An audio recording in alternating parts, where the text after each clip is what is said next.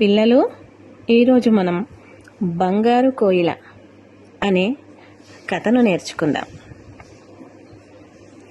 ఒకరోజు ఒక కోయిల ఆకాశంలో స్వేచ్ఛగా విహరిస్తూ ఉండగా దానిని ఒక గద్ద చూసింది. ఆ గద్ద కోయిలను పట్టుకోవడానికి వెంబడించింది. వెంబడించి ఒకేసారి కోయిలను పట్టుకోబోగా పట్టుతప్పి గద్ద కోయిలను పట్టుకోలేకపోయింది. అకస్మాత్తుగా కోయిల రంగులద్దే రామయ్య వాకిట్లో పడిపోయింది. కానీ కోయిల రెక్కకు దెబ్బ తగిలి గాయమై రక్తం కారసాగింది. అలా వాకిట్లో పడిపోయి గిలగిలా కొట్టుకుంటున్న కోయిలమ్మను చూసి రామయ్య, అయ్యో పాపం, ఈ కోయిలమ్మకు గాయమయ్యిందే అని జాలిపడి గాయాన్ని కడిగి శుభ్రం చేసి కట్టుకట్టి ఆహారం పెట్టాడు. అలా రోజు కొంచెం ఆహారం పెడుతూ రామయ్య దానిని ప్రేమతో చూసుకోసాగాడు. ఒకరోజు రామయ్యకు ఏమనిపించిందంటే, ఈ కోయిలమ్మ ఎంత అందంగా ఉందో, దీనికి మరింత అందం రావాలి అంటే నా దగ్గర చాలా రంగులున్నాయి, దీనికి బంగారు రంగు పూస్తే ఎలా ఉంటుంది, ఇంకా చాలా అందంగా మెరిసిపోతుంది కదా అనుకున్నాడు. వెంటనే తన ఆలోచనను ఆచరణలో పెట్టి గాయపడిన ఆ కోయిలమ్మకు మొత్తం బంగారు వర్ణం అద్దాడు. బంగారు వర్ణంలో ఆ కోయిలమ్మ మిలమిలా మెరిసిపోసాగింది. దాన్ని చూస్తూ రామయ్య రోజూ సంతోషించేవాడు. ఇలా కొన్ని రోజులు గడిచాక కోయిలమ్మకు క్రమక్రమంగా గాయం నయమైపోయింది. మెల్లమెల్లగా గాలిలో ఎగరసాగింది.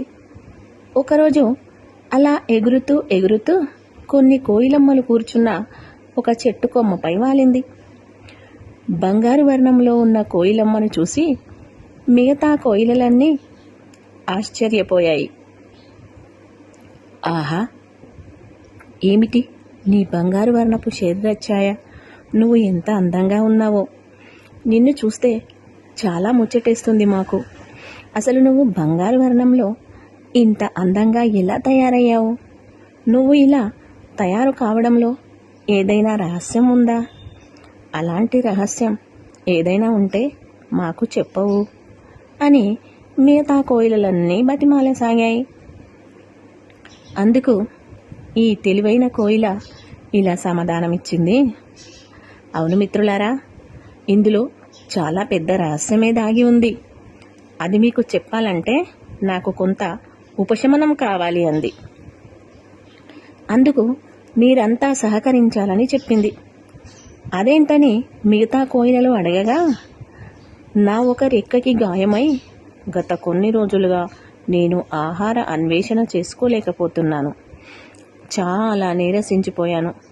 కొన్ని రోజుల పాటు మీరంతా నాకు మంచి ఆహార పదార్థాలు తెచ్చిపెడితే నేను వాటిని భుజిస్తే నాకు సంపూర్ణంగా స్వేచ్ఛగా ఎగరగలిగే శక్తి వస్తుంది. అప్పుడు అందరికీ నా అందం వెనుక ఉన్న రహస్యాన్ని చెప్పి మీరందరూ నాలా తయారయ్యేలా చేస్తాను అంది బంగారు కోయిల. మిగతా కోయిలలన్నీ చెప్పలేని ఆనందంతో గంతులు వేశాయి. దాందేముందులే బంగారు కోయిల, మేము ఒకరోజు ఆహార అన్వేషణకు ఎలాగో వెళ్తాము, తలా కొంచెం ఆహారం తీసుకొచ్చి నీకు పెడతామని చెప్పి రోజు మిగతా కోయిలలన్నీ బంగారు కోయిలకు రకరకాల ఆహార పదార్థాలు పెట్టసాగాయి. కాస్వ అస్వస్థతలో ఉందని దినరాత్రులు సేవలు చేయసాగాయి. అలా రకరకాల ఆహార పదార్థాలు మిగతా కోయిలలు తెచ్చిపెడుతుంటే వాటన్నింటినీ బంగారు కోయిల ఎంచక్క రోజు 3 పూటలా మెక్కసాగింది. అలా మెక్కుతూ లావుగా బలిసింది బంగారు కోయిల. ఇంకెప్పుడు మమ్మల్ని నీలా మారుస్తావు అంటే ఏదో ఒకటి చెప్తూ మాట దాటేయసాగింది. ఒకరోజు బంగారు కోయిలతో పాటు మిగతా కోయిలలన్నీ విమలమ్మ పెరట్లో ఉన్న పెద్ద మామిడి చెట్టుపై కూర్చున్నాయి.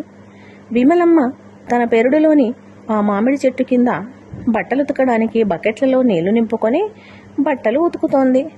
ఆ సమయంలో బంగారు కోయిల కాస్త రిలాక్స్ అవుదామని రెక్కలు విప్పి రెపరెపలాడించబోయింది. పాపం, గాయమైన రెక్క కదా, ఒకేసారి బలంగా నొప్పి వేసింది బంగారు కోయిలమ్మకు.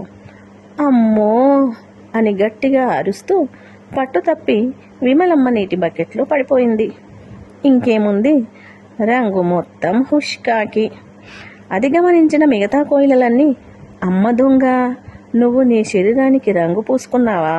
అబద్ధపు మాటలతో మమ్మల్ని మోసం చేసి మాతో రోజు సేవలు చేయించుకొని తెరగా తింటూ బద్ధంగా మెక్కి పెద్ద రహస్యమే దాగి ఉందని మాతో చెప్పి ఇంత మోసం చేశావు కదూ. ఉండు, నీ పని చెప్తామంటూ మిగతా కోయిలలన్నీ బంగారు కోయిలపై ఏకంగా దూకి ఏకదాటిగా దాడి చేశాయి. ఆ దాటికి తట్టుకోలేక బంగారు కోయిల విలవిలా కొట్టుకుంటూ ప్రాణాలు కోల్పోయింది.